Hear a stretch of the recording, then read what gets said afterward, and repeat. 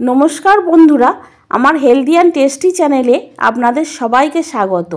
আশা করি আপনারা খুব ভালো আছেন। আমিও খুব ভালো আছি। আজকে আমি আপনাদের করে দেখাবো নতুন ধরনের একটি রেসিপি, সর্ষে বাটা দিয়ে চিকেন কষা। সর্ষে বাটা দিয়ে আপনারা মাছের ঝাল তো বহুবার খেয়েছেন, কিন্তু সর্ষে বাটা দিয়ে চিকেন কষাটা একবার খেয়ে দেখবেন। একবার খেলে আপনাদের বারবার এই রেসিপিটি খেতে ইচ্ছা করবে। আর এই রেসিপিটি আপনারা গরম ভাতের সঙ্গেই খাবেন, এটা খুব ভালো লাগবে। আর ভালো লাগলে আমার চ্যানেলটিকে অবশ্যই লাইক, শেয়ার আর সাবস্ক্রাইব করে দেবেন। তাহলে চলুন দেখে নিই আমি কিভাবে সর্ষে বাটা দিয়ে চিকেন কষাটা রান্না করি। আজকে আমি আপনাদের করে দেখাবো সর্ষে চিকেন। তার জন্যে আমি এইরকম মিডিয়াম সাইজের চিকেন নিয়েছি। এখানে আমি 500 গ্রাম চিকেন নিয়েছি। প্রত্যেকটা সাইজ এরকম একই রকম রাখতে হবে। আমি এখানে 500 গ্রাম চিকেন নিয়েছি। এখানে আমি পেঁয়াজগুলোকে ছোট ছোট করে কেটে নিয়েছি, টমেটো নিয়েছি, আর নিয়েছি হলুদ সর্ষে, কালো সর্ষে আর কাঁচা লঙ্কা।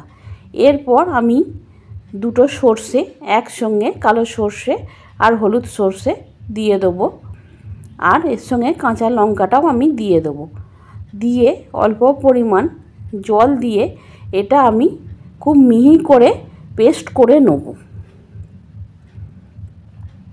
এইভাবে সর্ষেটা আমি খুব মিহি করে একদম পেস্ট করে নিয়েছি। এইভাবে একদম মিহি করে পেস্ট করে নেবেন, না হলে সর্ষেটা ছেঁকেও দিতে পারেন।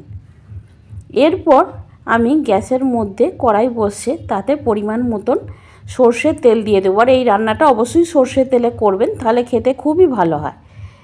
এইভাবে এবার দিয়ে আমি ছোট ছোট করে কুচিয়ে রাখা পেঁয়াজগুলো সর্ষের তেলের মধ্যে দিয়ে দেবো। দিয়ে পেঁয়াজটা ভালো করে নাড়াচাড়া করে আমি ভাজা ভাজা করে নেব।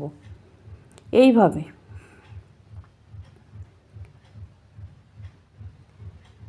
ভালো করে পেঁয়াজটা একটুখানি কালার এসে গেলে তার মধ্যে আমি দিয়ে দেবো কুচিয়ে রাখা টমেটোটা দিয়ে আমাকে বেশ খানিকক্ষণ ভাজা ভাজা করতে হবে, যাতে টমেটোর কাঁচা গন্ধটা একদমই না থাকে। এইভাবে টমেটোটা দিয়ে আমি খুব ভালো করে নাড়াচাড়া করে নেব পেঁয়াজের সাথে। দিয়ে টমেটোটা একদম যখন কাঁচা গন্ধটা চলে যাবে আর এইভাবে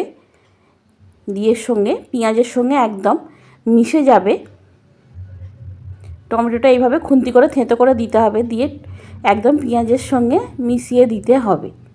দিয়ে ওর মধ্যে আমি ধুয়ে রাখা চিকেনটা দিয়ে দেবো।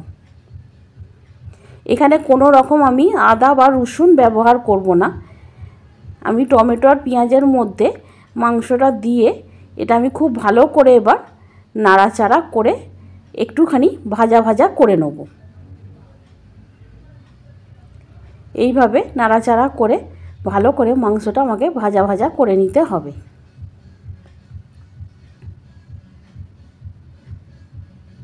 এইভাবে মাংসটা খুব ভালো করে নাড়াচাড়া করে ভাজা যখন হয়ে যাবে, মাংসর কালারটা একটু চেঞ্জ হয়ে গেলে তার মধ্যে আমি দিয়ে দেবো 1 চামচ হলুদ গুঁড়ো, 1 চামচ লাল লঙ্কার গুঁড়ো আর 1 চামচ কাশ্মীরি রেড চিলি পাউডার আর পরিমাণ মতো নুন দিয়ে মশলাটা আমি খুব ভালো করে মাংসর সাথে কষিয়ে নেব।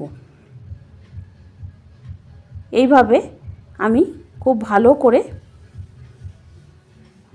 আমি মাংসটার সঙ্গে মশলাটা কষিয়ে নেব। ভালো করে কষিয়ে নেবার পর এখানে আমি অল্প করে জল দিয়ে দেবো, নালে মশলাটা কড়াই লেগে যাবার ভয়। সেই জন্যে ভালো করে মশলাটাতে অল্প করে জল দিয়ে এটা আবারও খানিকক্ষণ আমাকে খুব ভালো করে কষিয়ে নিতে হবে। এইভাবে নাড়াচাড়া করে ভালো করে মাংসটাকে যত কষাবেন তত টেস্ট হবে। এইভাবে কষিয়ে নিয়ে এটা আমি 5 মিনিটের জন্যে ঢাকা দিয়ে দেবো। 5 মিনিট পর ঢাকা খুলে আমার ঠিক মাংসটা এইভাবে কালার এসে গেছে। তখন আমি মাংসটা আরও একবার দুবার নাড়াচাড়া করে নিয়ে এইভাবে নাড়াচাড়া, এটা খুব একটা জল ব্যবহার হবে না। এর মধ্যে আমি বেটে রাখা সর্ষেটা দিয়ে দেবো। এবার সর্ষে ধোয়া জলটাও আমি দিয়ে দেবো, দিয়ে মশলাটার সঙ্গে সর্ষেটা ভালো করে কষিয়ে নেবো মাংসটার সঙ্গে।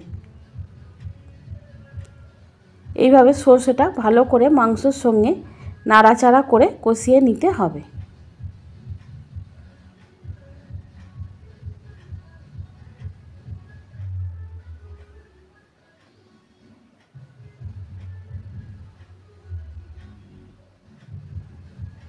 এরপর আমি যতটা আপনারা গ্রেভি খাবেন সেরম পরিমাণ জল দেবেন। আমাদের যতটা গ্রেভি লাগবে আমি সেরম পরিমাণ জল দিয়ে চিকেনটা সেদ্ধ হয়েছে কিনা ভালো করে একটু দেখে নিলাম। দেখে নিয়ে এটাকে আমি একটু নাড়াচাড়া করে আবারও আমি এটা 5 মিনিটের জন্য ঢাকা দিয়ে দেবো। 5 মিনিট মতন ফুটে গেলে আমি ঢাকাটা খুলে নাড়াচাড়া করে নেব। এইভাবে একদম নাড়াচাড়া করে নামাবার আগে একটু সর্ষের তেল ছড়িয়ে দেবেন, তাহলে এই মাংসটা খেতে খুবই সুন্দর লাগবে।